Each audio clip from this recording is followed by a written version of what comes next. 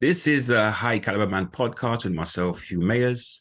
A couple of days ago, I was in conversation on the Talkback show on Kemet Radio with presenter Kevin Brown, and we looked at a number of things related to setting goals and sticking to goals and New Year's resolutions. And we also touched on the article that came out recently in a Voice newspaper talking about diminishing population numbers amongst Britain's Caribbeans. We take a bit of a deep dive. Have a listen. Remember to like, share, and subscribe. And definitely leave a comment in the comment section.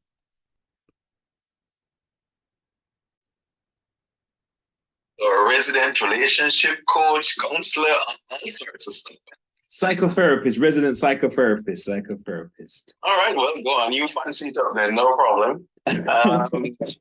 So Hugh, Hugh, just start reminding people where they can hear more of you, because you are on social media, you've got a YouTube channel. Just remind them how they can hear more. Hear more the views from Hugh Mayers. They can get some news, views, and perspectives from myself on my channel, which is Hugh Mayers, HUGH Mayers. It's as simple as that. Just put that in the engine on YouTube or Facebook, and you can find my some of my conversations there. Okay, right. So Hugh, what is a start? Normally, you and I talk about Black relationships, and we will go into that, but I want to start by talking about 2023, and how can people get their minds in the right frame, to achieve all the things that they want to achieve. Normally, when the year starts, everyone's has a long list of resolutions, and yet, when whether it's going to the gym or changing their job and so on. And at the end of the year, we all look back on these resolutions, and very few of them have been accomplished. So what are some of your recommendations to people to be much more successful in chasing their goals? That's a really good question. I think sometimes we as people, as lay people, we just think about our goals or end result in a kind of a vague way, right? And so one of the things is, if you're not clear about what it is that you want to achieve, why you want to achieve that, and being specific about the actual outcome, as in, like, how would I measure? I want to be more happy. Like, what does that mean? We use terms like that. Whereas if you say, I want to lose weight, I want to be more fit, I'd like to get a promotion in my job, or I'd like to meet a significant other, then you've got like specific goals. Write those goals down. That's one of the things that we don't do is write our goals down. Yeah. And then be prepared to write down our strengths and weaknesses, and maybe make some notes about the steps that we're willing to take. And that will be like a starting point. For some people, once you start saying writing it down, they already might have mentally switched off. But if we really want to make the difference, if we want to, we got the skills, right? We got the skills, we got the capacity, but if we really want to do it, we really have to be focused and be prepared to be a little bit uncomfortable or do something new. We've been doing the same thing over and over and we're getting the same results. So be prepared to try something new. That's what I'd say is a good starting point. Normally people, it's often the goals are quite typical, aren't they? Especially for New Year's, it's go to the gym, work on your diet. Yeah. So let's talk about diet and fitness. How important is that, in your view, to be exercising and to have a good diet? I think it's really important. We can't really overrate or, oversell the importance of that, because there's the aesthetic side, right? When we, look better because we've lost weight, put a few pounds on and we get a bit self-conscious, say for some people, right? Men and women, right? But it might affect women more, because women are judged for their looks much more, right, than men are in society generally. But even if it's just putting that on pause, although that is a good reason in itself, just to look better and feel confident, but just the health benefits, there's a correlation between our waist size and not contracting, but getting diabetes, basically developing diabetes, I should say. Like the larger our waist sizes, the more we're at higher risk of diabetes and things like cholesterol and blood pressure. simple things. And then on top of that, if you're talking in the Caribbean context or the Black context, high risk, right? Black people in this country and people of Southeast Asian extraction as well, high risk populations genetically and, relate to that rich diet that we got as well.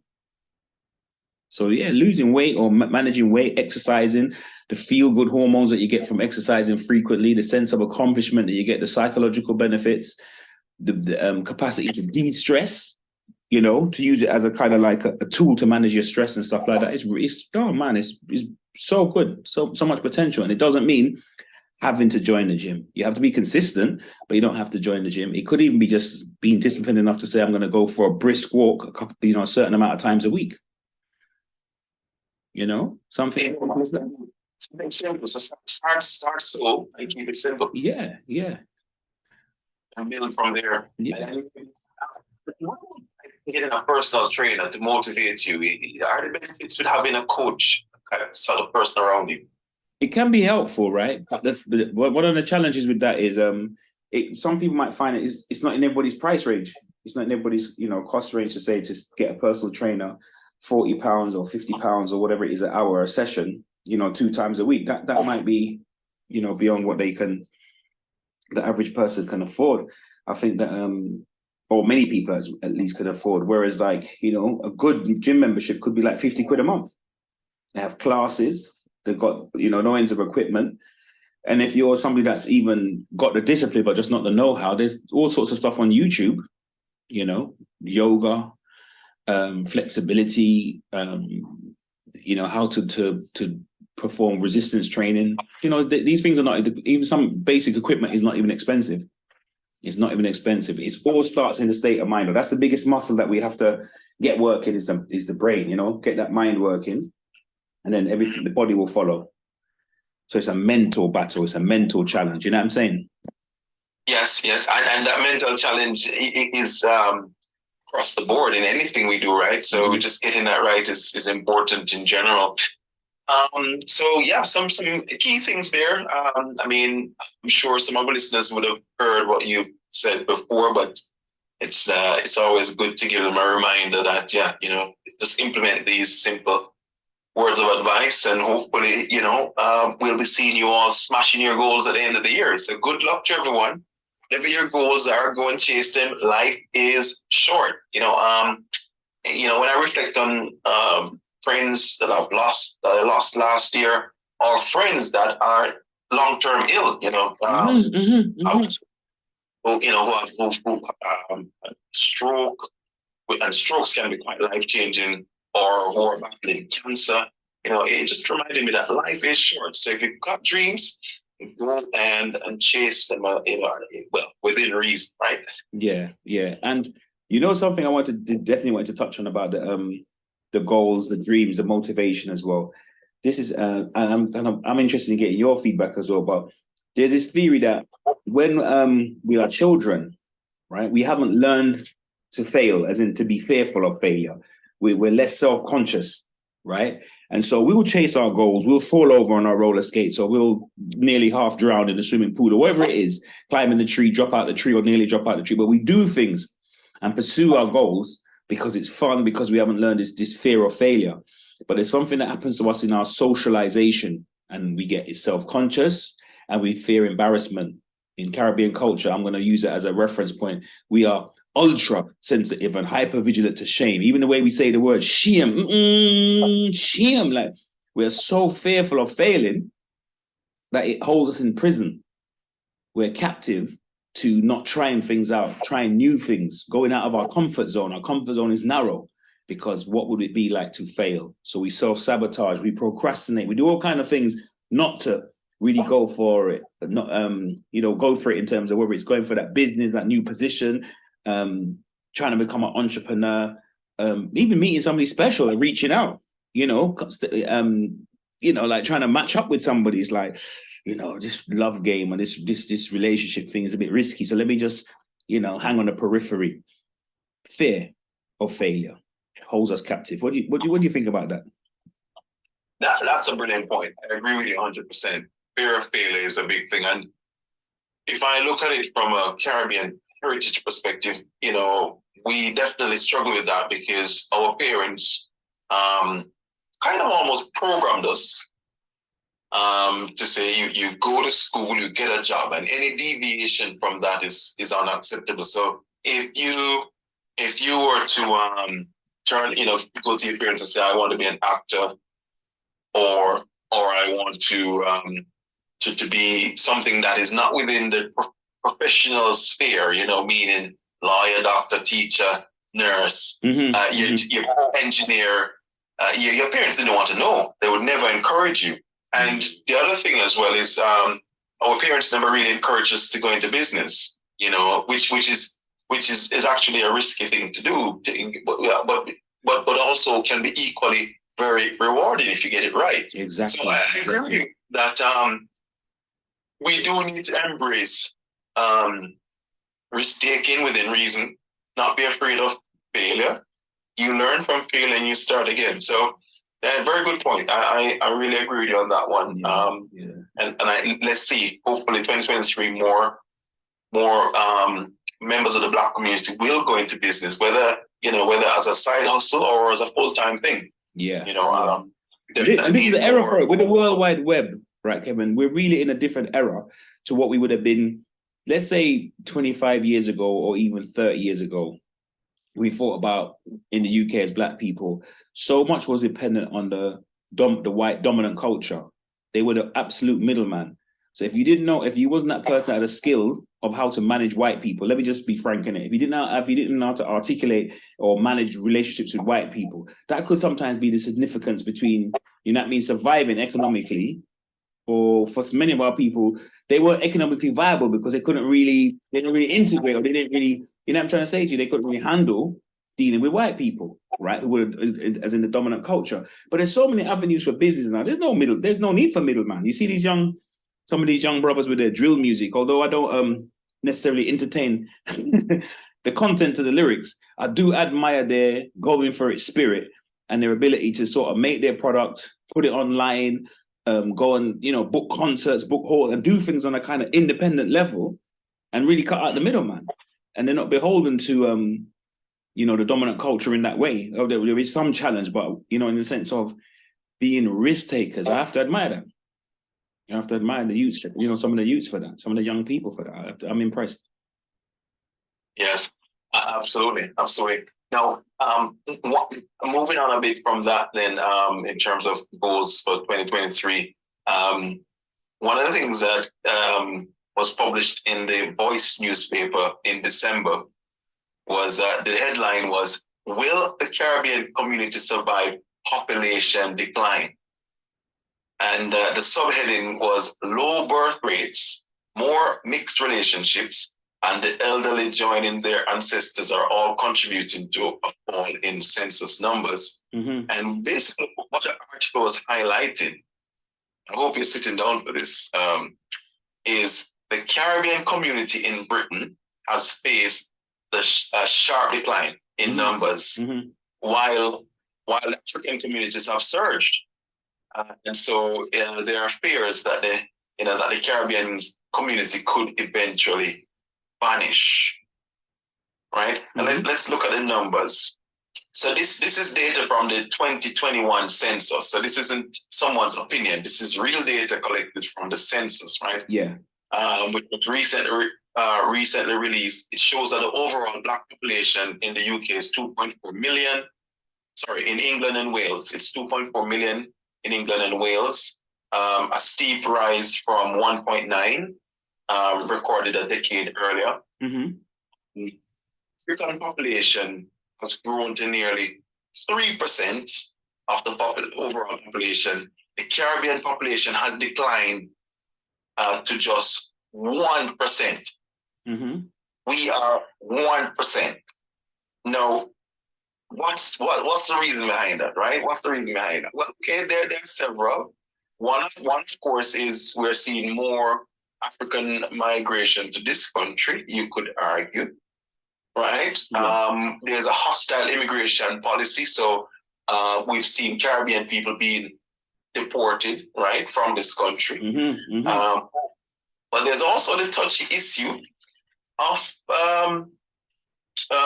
interracial relationships, and the impact that they've had as well. So let's just talk about that one for a minute, because it's something we've discussed on the show before. Yeah. And I know people see it as controversial, but hardly, Kevin.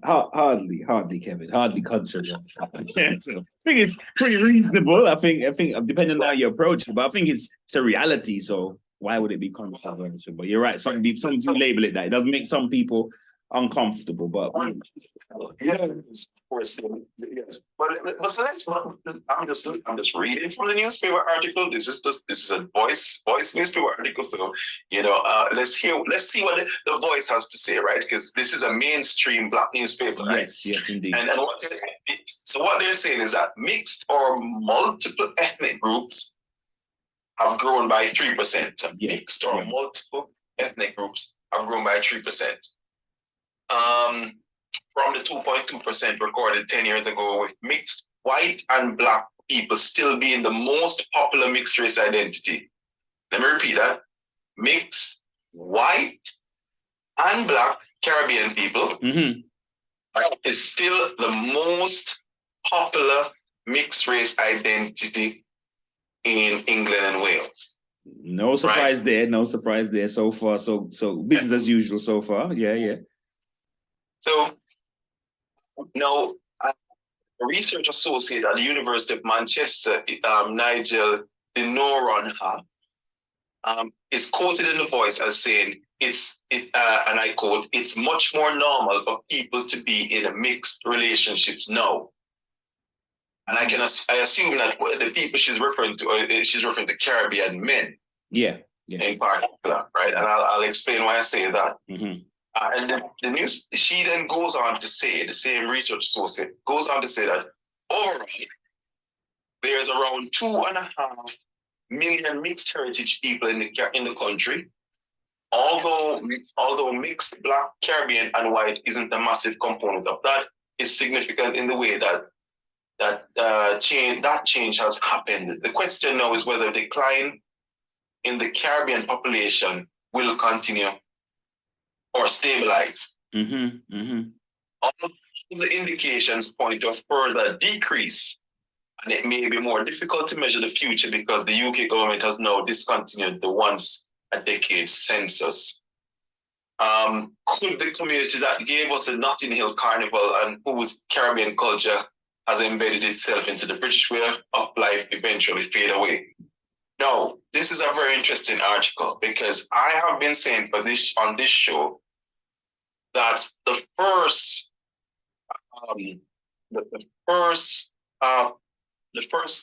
census that should have raised an alarm was the 1990, I think it was the 1995 census, or the census which indicated that 50% of Caribbean men, 50%. No, sorry, Kevin, not the 50%, but what year did you say? What year did you say from so far back? 1990s. There was a census in the 1990s. If you Google it, because it made mainstream. I need to look that up. Look it up because it made national news.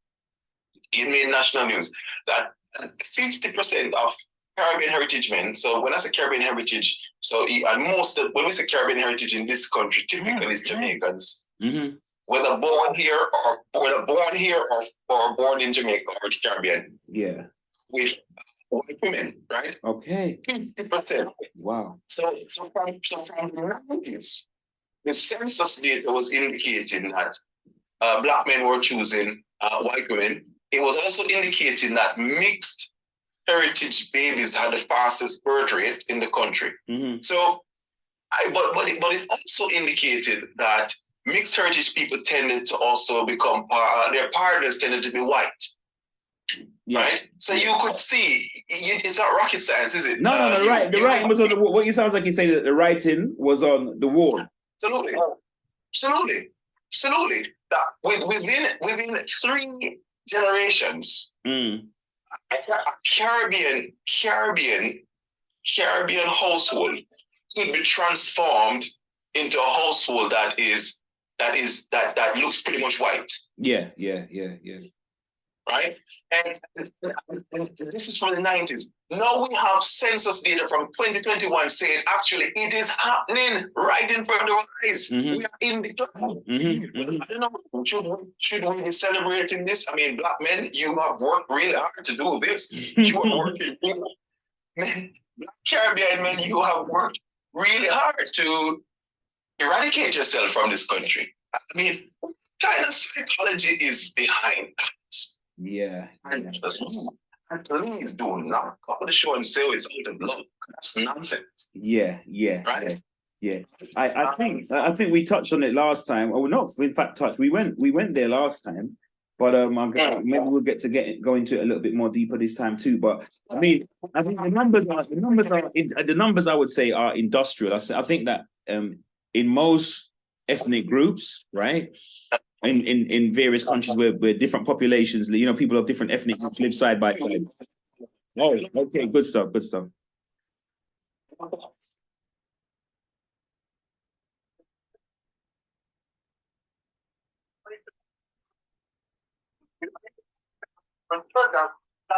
we have the majority.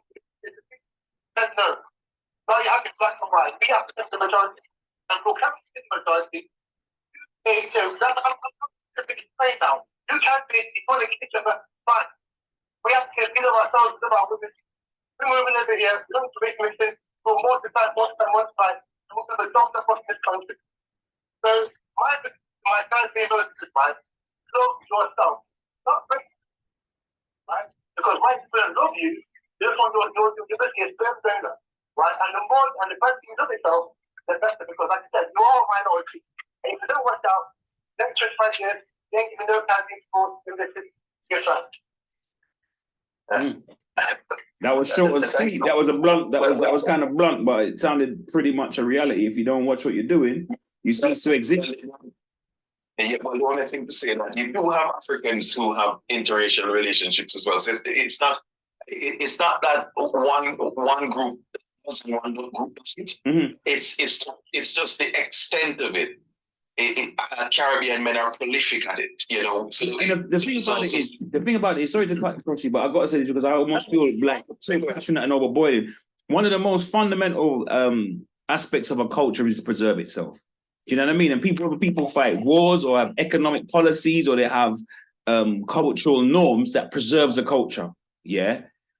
It tells you that something is gone seriously wrong. And I remember studying counseling. Before I became a psychotherapist, I studied counseling years ago. And I'm talking about like back in about 2006. I remember the facilitator of the course saying something, nothing to do with necessarily interracial mixing, but it was a white woman. And she said, and I think the vast majority of people on the course were women and they were black, but it was mostly women on the course, literally 20 odd people in the course, about 3 men, right? And she made this comment in a certain context. And she said, but as black women really have to think about what they are teaching their little black boys, their sons. And like, I turned up my nose, innit? And it was like, who is she? Like, why is she saying that as a white woman? But the more I processed it and sat with it, it was an uncomfortable reality. Yeah. But it was a reality nonetheless. Now we have to think about stopping the flow of single parenthood in the black community and black men playing more of a role as present fathers. And that's not me chastising black people or Caribbean people, but just saying what's good for us, like to kind of like address some of those sort of aspects of our, of what's becoming cultural norms, things that I didn't grow up seeing, but how things changed over the 80s and the 90s. And yeah, it was an uncomfortable truth, but it's a reality. We have to think about what we're teaching our young people because it's some kind of social engineering or something, some messaging or some kind of, how can I say it, but some way of being that young black boys that turn into men are learning that they've got a certain level of disagreeableness or disdain or just lack of desire for entertaining black women romantically. Yes, but first of all, Hugh, they learn to love themselves first. I think that's a problem. But let's go to the phone lines. Hello, caller. You're live here. Go ahead.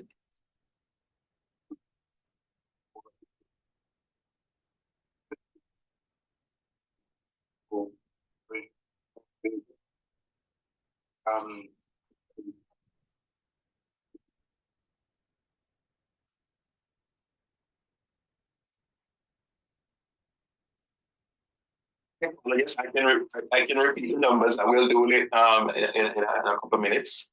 Anything else? Yes, go ahead. Let's go.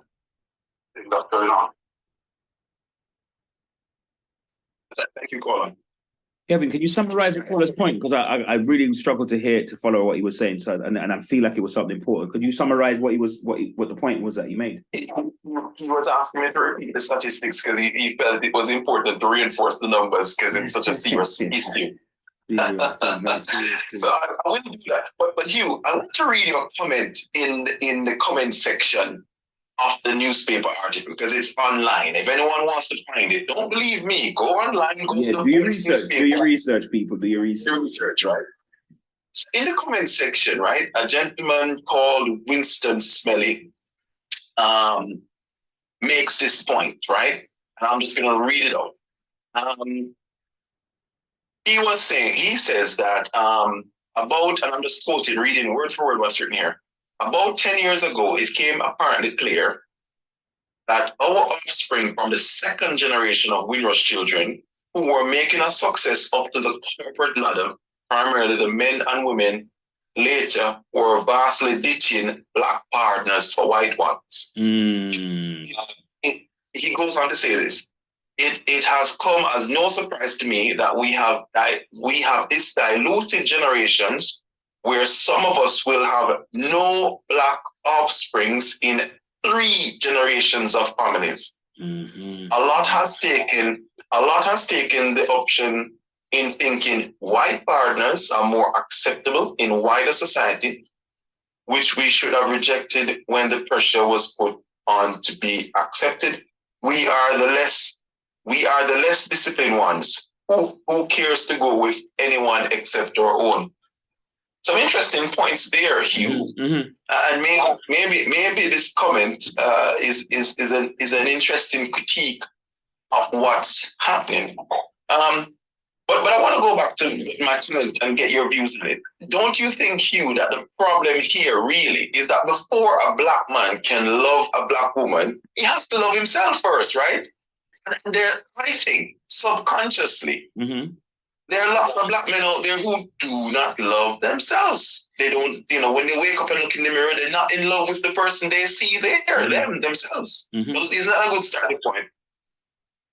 Well, of course, and I think it comes down to education, but it also comes down to, and I don't want to sound like a cliche, but media in the sense of not blaming the media, but just explaining that there's messaging that takes place, isn't it? There's messages that take place in sitcoms, in soap operas, in the news, in documentaries, in films, in popular culture, and it really isn't one that celebrates particularly the aesthetic of black women or the strong mindset or the beauty or the femininity. And then on top of that, if you couple that in with, now this is where it does get a bit controversial, if you couple that in with feminism and women who felt rejected, they overcompensate, right? As human beings, we overcompensate, right? When we feel away, we have defense mechanisms. So I come from a poor background. And as soon as I get 2 pence to rub together as a black person, and I've always been despised and rejected, and I'm from the out group, I've got to put on a platinum chain, or I've got to drive the flashiest car, or if I make a song, I've got to talk about the Gucci and every other. That's not normal behavior. That's a defense mechanism. It's an overcompensation because I've been rejected and marginalized. So likewise, on a psychological level, because black women have been, to some degree, left as second best and marginalized, then they came up with a defense mechanism. I don't need no man, and I'm a strong black woman. And it just further exacerbated. I think the two bad up enough to walk. It further exacerbated. You know what I'm trying to say to you? A man that doesn't love you in the first place, and then a less than welcoming woman, and it's just a match made in. It's a disaster waiting to happen. Yeah, but you still went back to the black woman and kind of blaming her. And I'm saying that part of the problem is that the black man doesn't love himself. Do you get what I'm saying? I mean, you're the psychologist here. Yeah, I speak descriptively. I'm just speaking descriptively. I'm saying descriptively, there are defense mechanisms. I'm saying that black people, period, have been taught self-hate, right? From colonialism, from slavery, from time immemorial. It's only people like Garvey that's come along, or certain individuals or certain organizations come along and really buck the trend. But the trend has been to say who's got good hair and who's got tough hair, or who's dark skin and who's too this and too that and too the other. That's the kind of, the Windrush generation left the Caribbean with lots of those beliefs intact, right? About black inferiority, right? God bless them, hardworking people, but they were set up in that respect, right? So, we had pride, but we didn't necessarily have racial pride, right? But I'm saying, so that you have a set of men that don't love themselves and they act out in a certain way, and you have a certain set of women who don't love themselves, or they feel rejected and less than, and they act out in a certain way. It's a combination. But no, I'm not blaming the women. Far from it. I think to some degree they've been a victim, of misinterpretation as well. I recently finished reading this book by David Harewood. He's a black British actor of Bayesian. Is he graduated from Casualty? And Homeland, Supergirl. He's the one who did this documentary, My Psychosis. I think he used to be in Casualty. He's been Casualty as well. Yeah, I think so. Yeah. Yes. Interesting things is that he grew up facing horrific racism in school and so on. I mean, it's awful. And he blames his mental breakdown in part, not in its entirety, but in part to living in a racist society, whereby he could not find himself. He didn't really understand who he was. On one hand, he was born in Britain, and he, in theory, he's an Englishman, but society is rejecting him.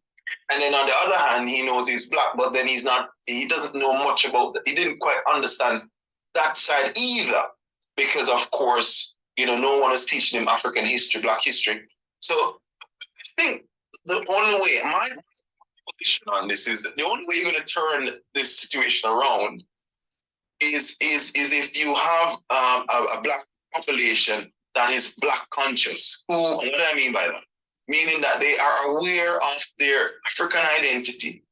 They are aware of Africa before Europeans. They are aware of African history insofar as our golden age, our great achievements, our great civilizations. And it's not just about slave. I mean, 500 years of slavery is a drop in the ocean to the depth and breadth of African history.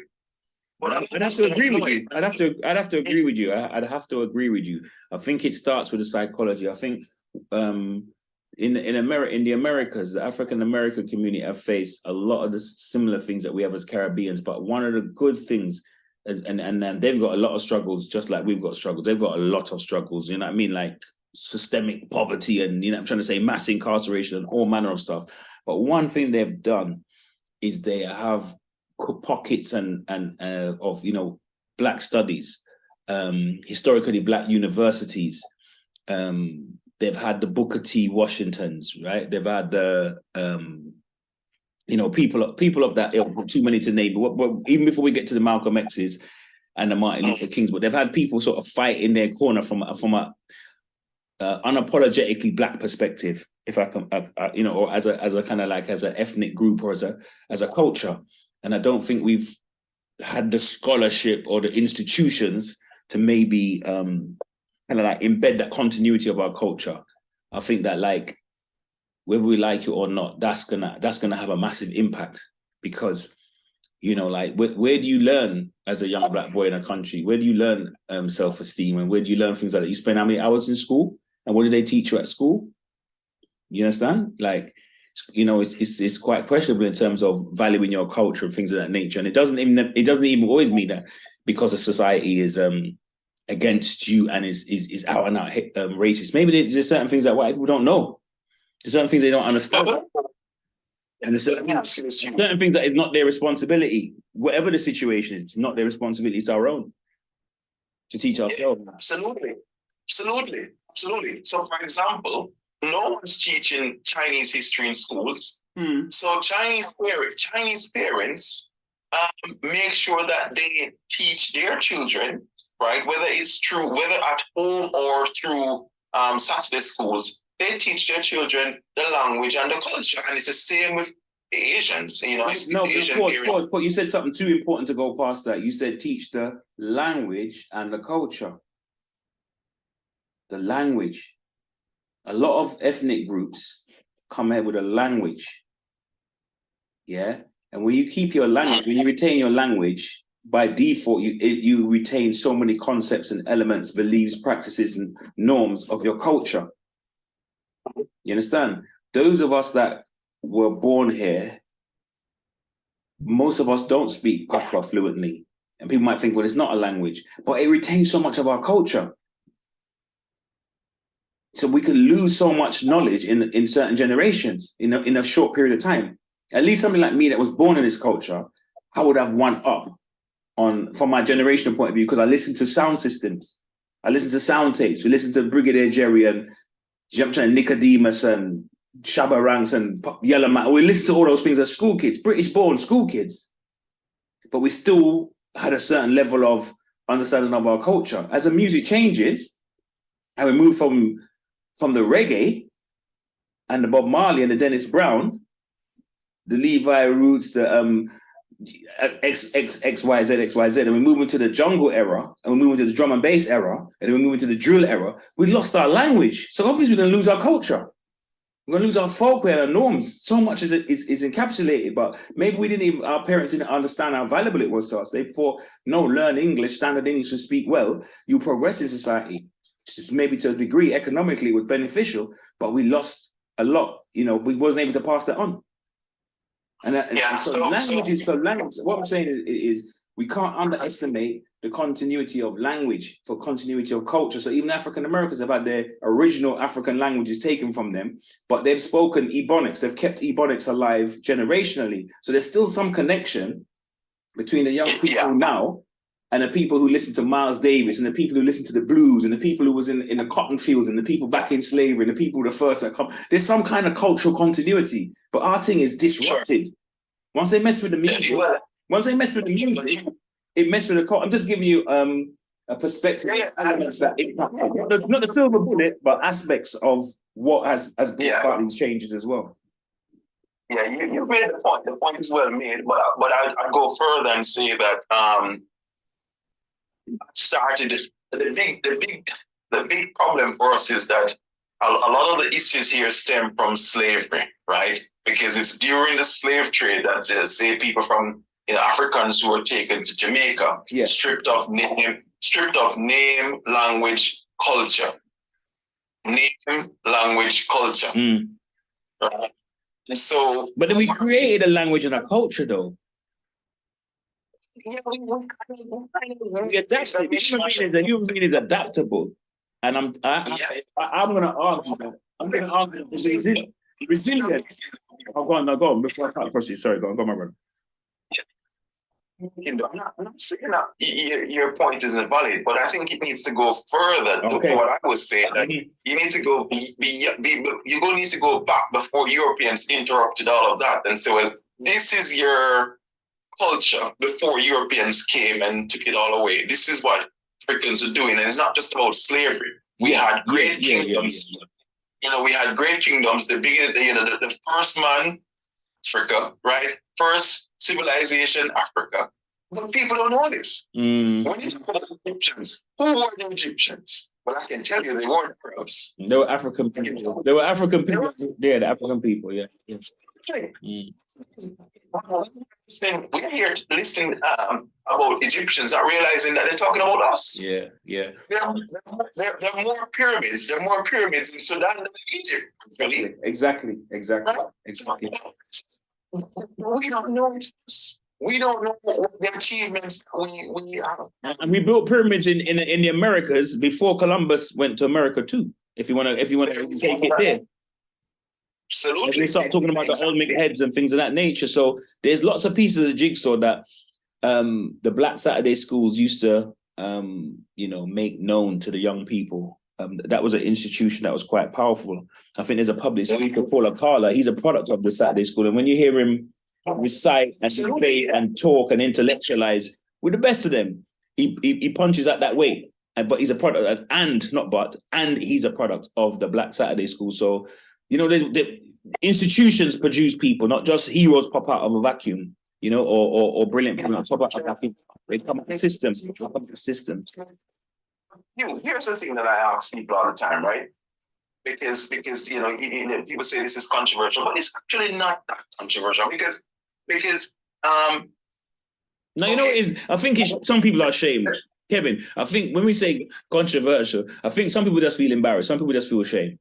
Because there's an implication. Because there's me as an individual, I got my life, and I can do me, and I can just do me as an individual. But there's a consequence.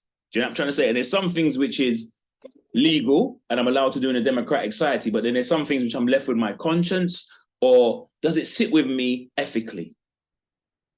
Well, but also just the group consequence. So look at this now, right? Now, groups in this country have interracial relationships. Yeah. But it's nowhere even near the behaviors of Caribbean men.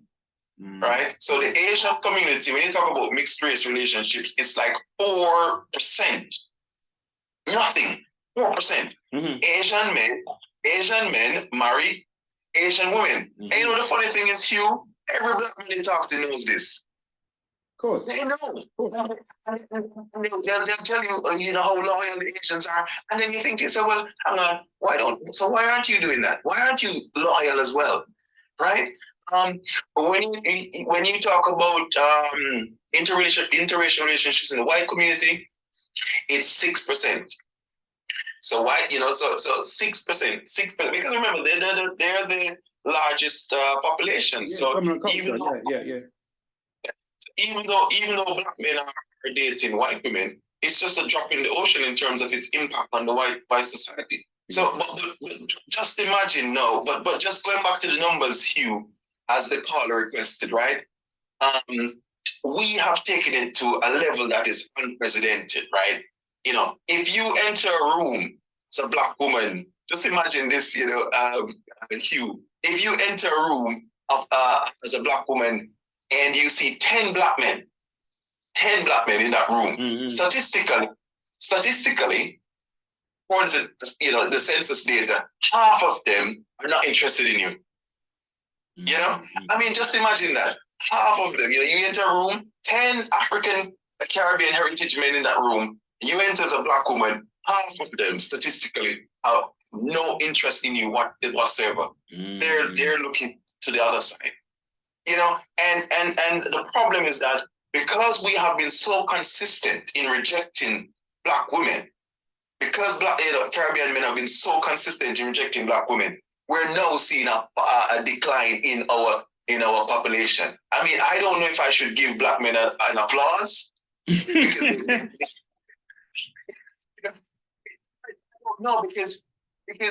well, do you think they even care? Hugh? I think that it's reached such industrial proportions. My suspicion, my felt sense is the vast majority are indifferent. They don't know they haven't really considered the implication, or they quite possibly don't. It's not me. It's not up to me. I'm doing me. I'm doing my life, and forget the implication, because it's so far gone. It's so deep rooted as part of quote unquote Black British culture. I mean, you say this all the time. I say, if you're a black man in Britain, you think you can't find a black woman here. There are so many other black countries that you can go and choose one from, right? I mean, I have so many Asian friends that they've gone right back to India if they need to get an Asian. If they need to, they will do that, to Pakistan, wherever. There's a whole continent called Africa where you can find black female. You have the Caribbean. You have South America, because people forget that one of the largest black populations in the Western Hemisphere. Brazil, isn't it? Brazil. So what's the excuse? Are black men just lazy? They just don't care. They just callous. I mean, this is even happening, Hugh. This is even happening faster than I predicted, because I kept saying to people, we might lose the Caribbean population in Britain probably 20, 50 years from now. It's happening right now. my predictions. So they got this thing, and they got this thing what they call. I think the last time we spoke, I used the term femme noir, but I meant misogynoir, right? Which is this idea of like a misogyny, but specific to black women. So I kind of like what they call intersectionality, where your different identities kind of like meet. So it's not just the fact that it's kind of anti-woman, but it's particular disdain for anti-black woman misogyny, basically. You know what I mean? Misogynoir. It's like it's a terminology, right? I mean, it exists, doesn't it? It's frightening, though. It's frightening. I think the black parents, and particularly if single parent households as well, single parent households where mums play such a pivotal role in terms of the types of information, the types of things that their children are exposed to. I think that, like you raised this time and last time, and I think it needs to be a part of a bigger ongoing conversation, because I think it's like a kind of genetic ethno crisis, really, as a group of everyone really exist in this country. But I think what makes it so difficult is because so much people are caught up in it, that if you start to put this on the agenda that it was knife crime and it was gang violence and stuff like that, you'd get your Trevor Phillips and you'd get your few black celebrities and people of a certain standing in the society, educated, middle class, so on and so forth, people in the media and the mainstream work for channel, they might pop out the woodwork for a piece of the action. But because so many of them have got their hands in the cookie jar, so to speak, or because so many of them are participants of this, what can they say?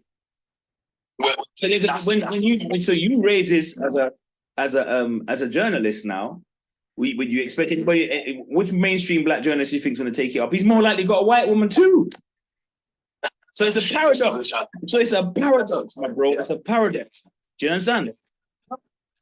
So I'm saying to you therein lies the challenge. And it's a difficult, and that's what makes it a difficult, not on a factual, intellectual basis. It's not a difficult conversation. It's pretty straightforward. It might be raise passions, but there's lots of straightforward aspects to it. But what makes it difficult is because when you raise it in certain quarters, people are going to clam up. They're literally going to have the body will respond. I'm talking like as a psychotherapist now. The body will tense up, and they're going to think, "Oh my God, when is Kevin or Hugh going to stop talking about this? Or when are they going to raise some other part? When will the conversation move on so I can take part in it and be active? Because it's going to be uncomfortable." Yeah. But I mean, as I said, it's real. So, we have a situation, as I said, I did promise to call and repeat the numbers. So just to say that in the 2021 census for England and Wales, it showed that the African population has grown to nearly 3%. Yeah. The Caribbean population has dwindled to just 1%. All right, let me raise something. I know we're running out of time, but let me raise something. You remember one of the first times we spoke publicly, I was working with Soul to Soul Connections, the bespoke black on black relationship introductory service. And although I'm no longer with the organization, but I still stand for the principle. I still think that there's something that needs to be inculcated in the culture of Caribbean people is matchmaking and introductory services or introductory institutions of how do we socialize our young people, create environments where they can meet. There's a system in the Jewish community, for example, where they call it coming out balls and things of this nature, when the legible guys of a certain age, early 20s, and the legible or the young ladies that are, in their fertile years, they meet up. So we need to organize that, man. We need to organize that. This conversation again, because I'm going to do a whole show on it. We'll have a panel. We will discuss it because this is code red and red alert. Culture in crisis, red alert. 50 years, 100 years from now, there must be Caribbean people in this country. We are part of British history and we should be part of British future. Black men, start loving yourself, start loving black women. Catch me next week on the Top Show. Peace, my bro. Peace.